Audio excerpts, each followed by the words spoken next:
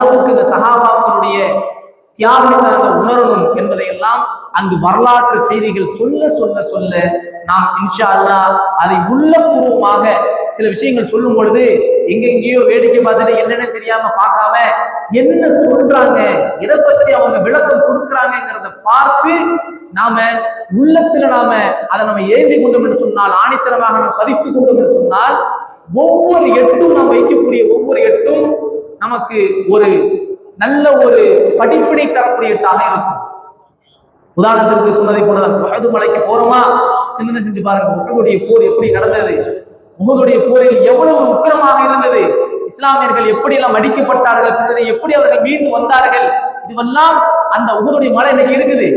அந்த மலை மேலதான் சஹாபாக்கள் நின்றாங்க. அந்த மலையை சுற்றிதான் காலித் பின் வலீத் அவர்கள் வந்தார்கள். அந்த மலைக்கு நடுவில் தான் போர் நடந்தது. நாம் நிற்கக்கூடிய அந்த மண்ணில் இன்னும் சஹாபாக்கள் அவர்கள் நின்ற அதே இடத்தில் நாம் நிற்கிறோம். கல் மாறல, மலை மாறல, மனிதர்கள் மாறி இருக்கிறோம், காலங்கள் மாறி இருக்கிறது. ஆனால் அந்த வரலாற்று சுவடுகள் இன்னும் மாறவில்லை. ஆனால் நிற்கும் பொழுது, அந்த மலையில் ஏறி பார்க்கும் பொழுது நாம் சிந்தனை செய்து பார்க்க வேண்டும், இந்த இடத்தில் தானே சஹாபாக்கள் என்றார்கள், நமக்கும் அந்த வாய்ப்பை கொடுத்திருக்கிறானே என்று நாம் சென்று அங்கு நல்ல அமல்கள் செய்து திரும்பி வந்ததற்கு பிறகும் அந்த அமல்களோடு நம்முடைய வாழ்க்கையை நாங்கள் கழிக்கக்கூடியதாக இருக்க வேண்டும். மீண்டும் மீண்டும் மீண்டும்